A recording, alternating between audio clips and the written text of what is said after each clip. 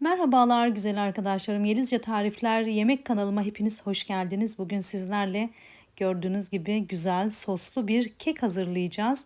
Lezzeti oldukça güzel. Misafirlerime hazırlamıştım. Aynı zamanda sizler için de tarif çekmek için çabaladım. Lezzet olarak güzel. Bilindik bir kek tarifinin soslu hali diyebilirim. Bütün detayları sizlere şimdi vereceğim. Detayları atlamamak için, kaçırmamak için lütfen videoyu atlamadan izleyin. Hemen tarifimize geçiyoruz. 3 adet yumurtamızı çırpma kasemize aldık. Üzerine 1 su bardağı şeker ekledik. Burada dipnot düşeyim. Şekeri böyle birazcık bana göre az olmuştu ama siz eğer böyle az şekerli seviyorsanız 1 su bardağında kalabilirsiniz. Biraz tatlı olsun istiyorsanız şekeri mutlaka 1,5 su bardağı eklemenizi tavsiye edeceğim. Çünkü ben bir sonraki yapmamda 1,5 su bardağı yapacağım şekeri kullanacağım. 1 su bardağı sıvı yağ ekledim. Yarım su bardağı sütümüzü ekledim arkadaşlarım. Şöyle güzelce bir çırpıyoruz. Çok uzun çırpmamıza gerek yok. Birazcık karışması yeterli. Çırpma aşamalarını bilirsiniz. Yumurta ile şekeri çok güzel bir şekilde çırpmamız gerekiyor her seferinde arkadaşlar. Çünkü ne kadar güzel çırparsak o kadar güzel kabaracaktır. 2 su bardağı unumu ekledim. 1 tatlı kaşığı tarçınımı ekledim. 1 paket kabartma tozumu ve 1 paket vanilimi ekledikten sonra şöyle bir hafif çırpıyorum. Mikserimi çalıştırmadan böyle karıştırıyorum. Sonra biraz daha çırpıyorum. Sonra mikseri yine durduruyorum. Biraz daha karıştırıyorum ve sonra çırpma işlemine geçiyorum. Bu şekilde etrafa çok az un sıçrıyor. Bu püf noktasına da dikkat ederseniz tezgahınız daha az unlanacaktır. Tarifimde kullanmış olduğum malzemeleri açıklamalar kısmına detaylı bir şekilde yazıyor olacağım arkadaşlar. Oradan da bakarak faydalanabilirsiniz.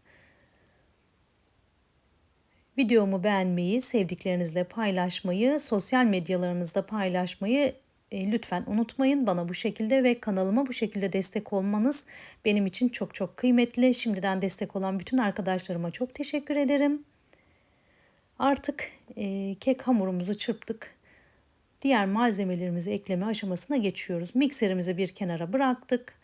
1 su bardağı, büyük 1 su bardağı arkadaşlar, 1,5 su bardağı olarak düşünebilirsiniz. Rendelenmiş havucumuz var. 1 su bardağı da çekilmiş cevizimiz var.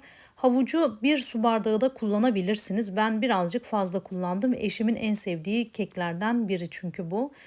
Cevizli, havuçlu keki, kış keki diyelim, çok sever. O yüzden böyle havucunu bol kullanmak istedim. Ondan dolayı hamurum birazcık katı gelebilir size. 1 su bardağı havuç rendesi kullanabilirsiniz arkadaşlarım. Burada mikserle karıştırmıyorum. Elimle, spatula ile güzel bir şekilde hamurun içerisine cevizi ve havucu dağıtıyorum. Umarım tarifimi denersiniz, beğenirsiniz ve yorumlar kısmına nasıl bulduğunuzu yazarsınız. Çünkü birçok arkadaşım yorumlar kısmında tarifin nasıl olduğunu okuyup ona göre karar veriyor yapıp yapmamaya. Bu şekilde de izleyen arkadaşlarımıza destek olabilirsiniz. Hemen kelepçeli kek kalıbımı getirdim arkadaşlar. Burada size püf noktası göstermek istiyorum. Yağlı kağıdı alt tabanına yerleştirdim. Kelepçesini üstüne yerleştirdim ve kenarından kesiyorum yağlı kağıdımı. Siz isterseniz borcam kullanabilirsiniz arkadaşlar. Farklı tepsi kullanabilirsiniz. Benim gibi böyle kelepçeli kek kalıbı kullanacaksanız bu püf noktasına dikkat edin. Burayı da kaçırmayın lütfen. Kelepçeli kek kalıbımızı hazırlıyoruz arkadaşlar. Yağlı kağıdımızdan gördüğünüz gibi 2 tane şerit kesiyorum. Birazcık kalın olacak şekilde kesiyorum. Çünkü bunu kelepçeli kek kalıbımıza yerleştireceğiz arkadaşlar. Püf noktaları lütfen kaçırmayın. Diğer keklerinizde de aynı şeyi yapabilirsiniz. Aynı şekilde bu yöntemi kullanarak kekinizin yapışmasına engel olabilirsiniz. Bir parça tereyağı var elimde. Onu kelepçeli kek kalıbımızın yanlarına gördüğünüz gibi güzelce sürüyorum. Yağlı kağıdımızı, şeritlerimizi oraya yapıştırıyoruz arkadaşlar. Bakın bu şekilde kullanırsanız kekiniz kalıba yapışmayacaktır. Çıkarması çok daha kolay olacaktır. Çok kolay, pratik bir yöntem. Zaten evinizde bulunan yağlı kağıdı bu şekilde kullanarak işinizi kolaylaştırabilirsiniz. Güzel bir şekilde yapıştırdım arkadaşlarım. Bayağı da büyük kesmişim. Sonra arada kalan açık kısım içinde kelepçeli kek kalıbımın kenarlarına kullandığım yağlı kağıttan parçalar keserek o kenarları da kapattım ve bütünlük sağladım gördüğünüz gibi. Benim günlük hayatımı paylaştığım Yeliz'in Günlüğü adında da bir vlog kanalım var. Oradaki arkadaşlarım bu kekin sonucunu gördüler. Misafirlerime yapmıştım. Çok da beğeni almıştım. Vlog kanalıma da buyurun gelin. Eğer böyle günlük hayat sevmek istiyorsanız, abartıdan uzak doğal hayatlar izlemeyi seviyorsanız Yeliz'in Günlüğü vlog kanalıma beklerim hepinizi.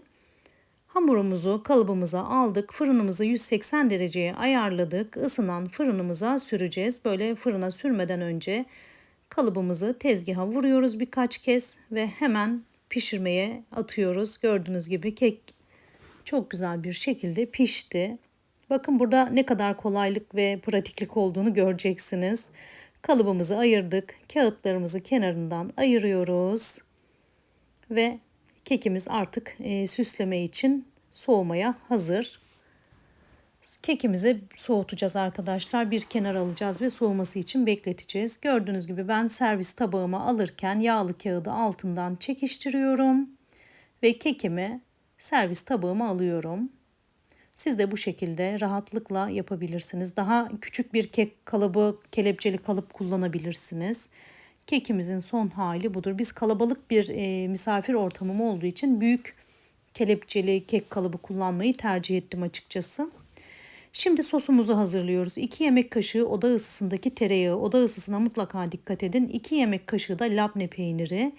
2 yemek kaşığı tepeleme pudra şekerini çırpma kabıma aldım arkadaşlarım. Şimdi göreceksiniz ben tereyağımı çok erken çıkarmayı unuttum. Misafir telaşımdan dolayı. Ama siz mutlaka oda ısısında bekletin. Çünkü krema şeklini alması tereyağının labne peyniriyle tamamen güzel bir şekilde karışması için oda ısısında olması gerekiyor arkadaşlar. Pütür pütür bir krema olmasını istemiyorsanız mutlaka bu püf noktasına dikkat edin. Labne peyniri, tereyağı ve pudra şekerimizi şöyle güzelce çırptık. İçerisine bir paket vanilya ekledik. İsterseniz vanilin ekledik, isterseniz eklemeyebilirsiniz. 4-5 damla da limon sıktım arkadaşlar. 2 tane de çekirdek düşürdüm içerisine. Şimdi çırpmaya devam ediyoruz. Vanilini eklemeyebilirsiniz arkadaşlar.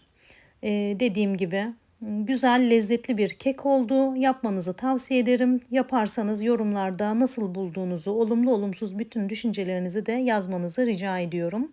Aynı zamanda beni nerelerden izlediğinizi de yazarsanız çok mutlu olurum. Hazırlamış olduğumuz ve soğuyan kekimiz kremayla buluşmaya hazır. Artık hazırlamış olduğumuz sosumuz mu diyelim, krema mı diyelim, kekimizle buluşturuyoruz. Çırpma kabımdaki bütün kremamı kekimin üzerine alıyorum. Spatula yardımıyla böyle güzelce gezdiriyorum arkadaşlar. Güzel, değişik, lezzetli bir kek olmuştu. Mutlaka yapmanızı ve yorumlarda nasıl bulduğunuzu yazmanızı rica ediyorum. Üzerine çekilmiş ceviz gezdiriyorum. Artık sunum aşamasına çok yaklaştık. Cevizimizi de serpiştirdikten sonra dilimlere ayıracağız.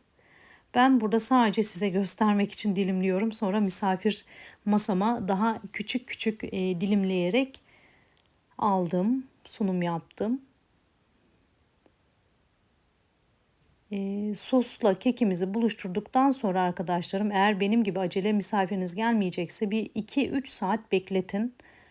Çünkü o ıslaklığını kek mutlaka çekecektir. Çok daha böyle lezzet geçecektir birbirine. Servis tabağıma aldım. Sizlere şöyle artık doku testi yapmak istiyorum. Gördüğünüz gibi kekimiz çok güzel bir şekilde pişti. Çok güzel bir şekilde kabardı. Üstünün sosunu da buluşturduk. Cevizimizi de serpiştirdik. Artık ikram etme aşamasına geçiş yaptık. Umarım keyifle izlemişsinizdir. Umarım denersiniz, yorumlarda nasıl bulduğunuzu yazarsınız. Buraya kadar geldiğiniz için hepinize çok teşekkür ederim. Yeni tariflerde görüşene dek kendinize çok çok iyi bakın güzel arkadaşlarım. Samsun'dan herkese sevgiler, selamlar, kucak dolusu sevgiler, selamlar gönderiyorum. Hoşça kalın güzel arkadaşlarım, hoşça kalın.